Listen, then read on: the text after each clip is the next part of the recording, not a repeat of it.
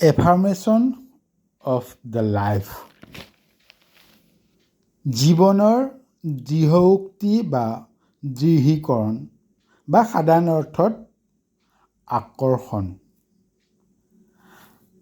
আমি আমাৰ আগৰ ভিডিঅ'তে কোৱা হৈছে যে আমাৰ শব্দ ভাষা বা শব্দৰ প্ৰকৃত অৰ্থ এই প্ৰকৃতিত কোনো মূল্য নাই, অৰ্থাৎ এই প্ৰকৃতিয়ে আমাৰ শব্দ বা ভাষাৰ অৰ্থ বুজি নাপায়।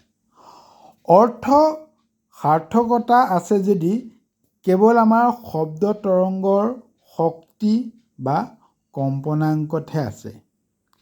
এই মহাজাগতিক শক্তিক আপোনাৰ প্ৰতি আকৰ্ষিত কৰিবলৈ বা আপুনি বিচৰাটো পাবলৈ আপুনি আপোনাৰ ধনাত্মক মনোভাৱ, উদাসীন চিন্তাধাৰা আৰু নিস্বাৰ্থ ভাৱনাৰ যোগেদি শব্দ তৰংগৰ কম্পন সৃষ্টি কৰিব পাৰিব লাগিব। আচৰিত নহ'ব, শব্দ তৰংগৰ বাবেহে আপুনি ফোনৰ যোগে বিশ্বৰ বিভিন্ন প্ৰান্তৰ ব্যক্তিৰ লগত সংযোগ স্থাপন কৰিবলৈ সক্ষম হয়। গতিকে শব্দ তৰংগ বা কম্পনাংক কি তাক সহজে বুজিবলৈ আমি আন একো নালাগে, মাত্ৰ গভীৰভাৱে চিন্তা কৰক। আপোনাৰ মাত বা আপোনাৰ ফোনৰ দ্বাৰা আপুনি কল কৰা শব্দ কেনেকৈ তৰংগলৈ ৰূপান্তৰিত হয় আৰু এই তৰংগ কেনেকৈ ষ্ট্ৰেটোস্ফিয়াৰ অৰ্থাৎ আমাৰ বায়ুমণ্ডলৰ যেনে লিথোস্ফিয়াৰ, ট্ৰপোস্ফিয়াৰ, ষ্ট্ৰেটোস্ফিয়াৰ আছে, সেই ষ্ট্ৰেটোস্ফিয়াৰলৈ যায় আৰু সেই ষ্ট্ৰেটোস্ফিয়াৰত থকা শূন্য অৰ্থাৎ বায়ু শূন্য অঞ্চলত ভাহি ফুৰে আৰু সেই তৰংগৰ সৈতে সংযোগ হৈ বিশ্বৰ যিকোনো প্ৰান্তত থকা ব্যক্তিয়ে আপোনাৰ লগত কথা পাতিব পাৰে, অৰ্থাৎ আপোনাৰ মাত শুনিব পাৰে।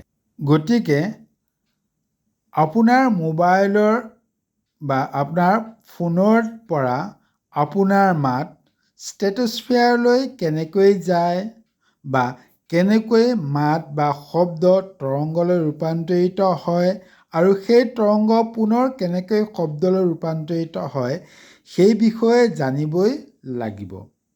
যদি আপুনি সেই বিষয়ে জানে বা উপলব্ধি কৰিবলৈ সক্ষম হৈছে, তেন্তে আপুনি বুজিব যে এই প্ৰকৃতিত অনবৰতে তেনে কোটি কোটি শব্দ তৰংগ ভাহি ফুৰি আছে, অৰ্থাৎ একে সময়তে কোটি কোটি ব্যক্তিয়ে ফোনৰ জৰিয়তে বা ইণ্টাৰনেটৰ মাধ্যমেৰে এজনে আনজন ব্যক্তিৰ লগত সংযোগ স্থাপন কৰি আছে।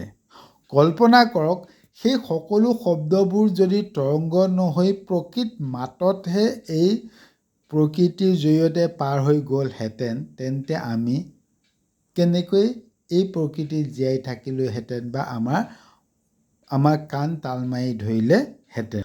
বাৰু সেইবোৰ যি কি নহওক, এটা কথা আমি মানিবই লাগিব যে এই মহাজাগতিক প্ৰাণশক্তিয়ে আপোনাৰ মাত, প্ৰাৰ্থনা, আবেদন বা আৱেগ বা শব্দৰ অৰ্থ বুজি নাপায়। বুজি পায় কেৱল তাৰ তৰংগ আৰু তাৰ লগত জড়িত মনোভাৱ। সেয়েহে আপুনি আপোনাৰ জীৱনত সফল হ'বলৈ এই ব্ৰহ্মাণ্ডক কি সংকেত দিব যাৰ দ্বাৰা আপুনি বিচৰাটো পোৱা সম্ভৱ হ'ব। আপোনাৰ বৃদ্ধি বা বিকাশৰ বাবে প্ৰকৃতিক কেনেকৈ দৃঢ়োক্তি দিব বা এফাৰ্ম কৰিব, সেই বিষয়ে আজিৰ এই আলোচনা। এফাৰ্মেশ্যন বা দৃঢ় উক্তি বুলি ক'লে আমি সাধাৰণতে দৃঢ়তাৰে আমি আমাৰ শব্দ তৰংগক এই পৃথিৱীলৈ বা এই প্ৰকৃতি জগতলৈ প্ৰেৰণ কৰাকে বুজায়। যেনে ১ নম্বৰ, মই মোৰ জীৱনৰ প্ৰতিটো মুহূৰ্তত একেৰাহে বৃদ্ধি পাইছোঁ আৰু নিজৰ শ্ৰেষ্ঠ সংস্কৰণলৈ বিকশিত হৈ আছোঁ। দ্বিতীয়তে, প্ৰতিদিনে মই ইতিবাচকতা বা ধনাত্মক মনোভাৱ, আত্মবিশ্বাস আৰু আত্মপ্ৰেমত বিকৃত হৈছোঁ।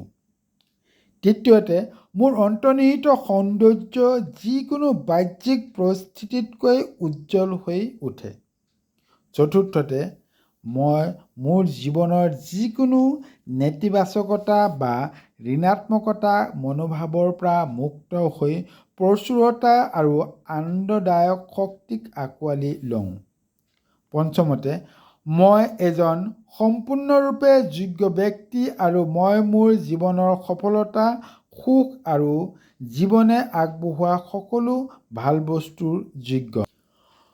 মই ইতিবাচকতা, সুযোগ আৰু ইতিবাচক মানুহক মোৰ জীৱনলৈ আকৰ্ষণ কৰোঁ। সপ্তমত, মই মোৰ বিকাশৰ যাত্ৰাক আৰু মই মোৰ জীৱনৰ প্ৰতিটো মুহূৰ্তক উপভোগ কৰোঁ। অষ্টমত, মই প্ৰেম, দয়া আৰু সমৃদ্ধিৰ চুম্বকৰ দৰে প্ৰতিটো বস্তু শব্দ তৰংগৰ দ্বাৰা নিজৰ ফালে আকৰ্ষিত কৰোঁ।